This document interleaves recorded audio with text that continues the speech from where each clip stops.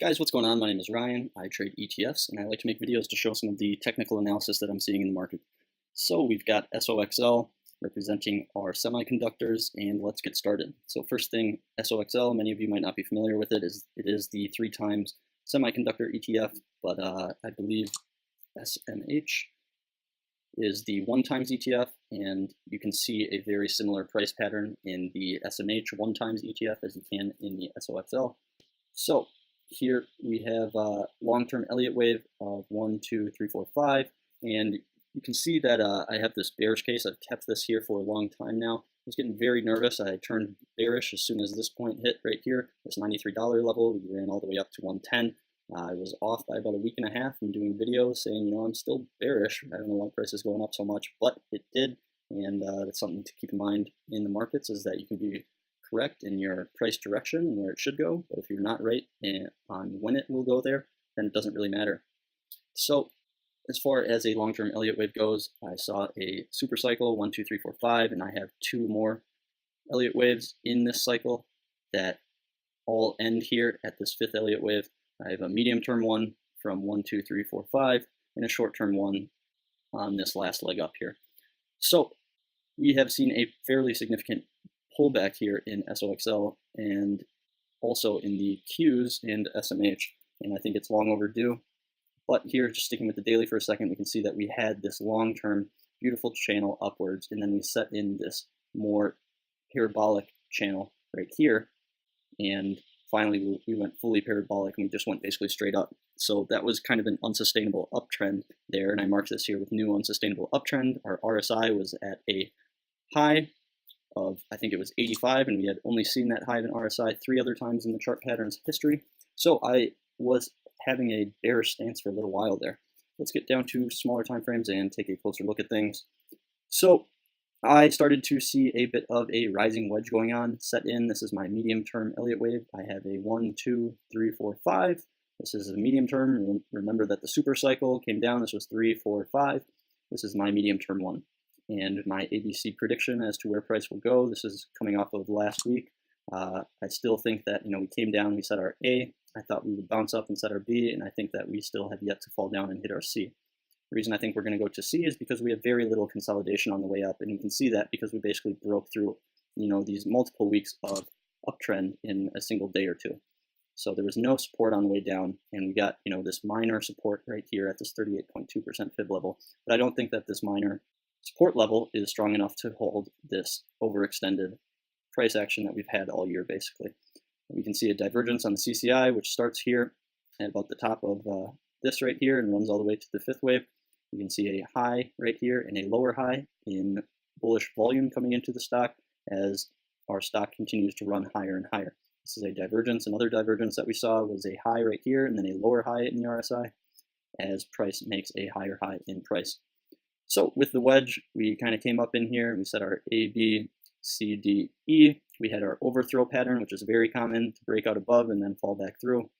So this is pretty textbook overthrow pattern. As far as my previous analysis goes with A, B, C, this might have actually been a shorter term time frame and than I was expecting. I was expecting this to play out over a couple weeks.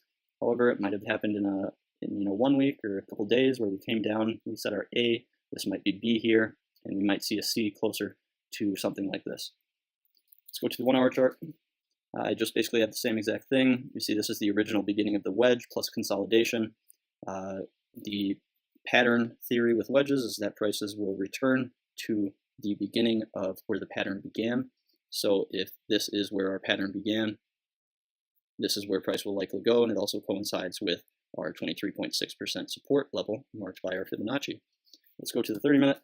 So like I said, I guess first of all I have my target 2 down here marked by this box and this text right here. This is my second target. I deleted the ABC pattern, but I decided to leave this here. This is my short-term Elliott wave that I have outlined here, and I think I talked about this in my video for the last 2 weeks, is that this might be an extended 9-wave pattern, which is a topping pattern for an Elliott wave when price extends like this. So we kind of, TradingView doesn't have a 9-wave pattern, so I just kind of repeated this 1, 2, 3, 4, 5, but basically just bear with me. We go 1, 2, 3, 4, 5, 6, 7, 8, 9. So that's a 9-wave pattern. We can see that this is our overthrow area, and then we just plummet all the way down. Some reasons here on the 30-minute chart. 30-minute chart covers the last 2 months of price action, so it is fairly significant in terms of our analysis goes. As far as our CCI, we see a lower low right here, which is a bearish signal, and we have a higher low in price right here. This is a bearish divergence, and I expect this, support level right here to not hold as well as many think.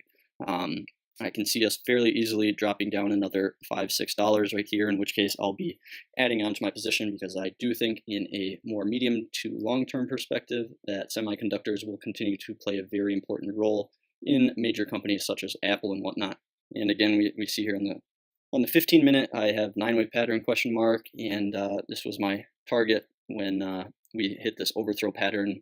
If you don't believe me, you can watch my previous videos on semiconductors, but this is all going back to old analysis that I did on semiconductors. I haven't changed much of the chart since then. So this was my first target. I thought we were going to come down to this 38.2. This was our first area of real support and consolidation right here, marked by this price right here and this price, and then it was basically a straight shot up. So I thought that we would come down to the first area of consolidation, which looks like we just touched right here. We shot back up. Right now we are barely holding on to these 2 support levels right here. I don't know if I can zoom into the 5-minute, if I have anything there.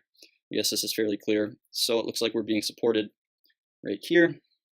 And if we get below this 88.25 level, I think that we will see further downside and a breakdown in price action. But for right now, let's get back to the 30-minute chart. For the 15-minute chart, I had one last fairly important thing here. So this was my first target.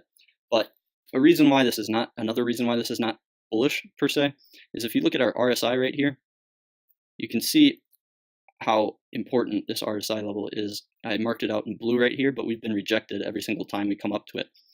This is leading me to believe that this is continuing to be bearish, I guess, is because we have yet to break out above 50 in the RSI.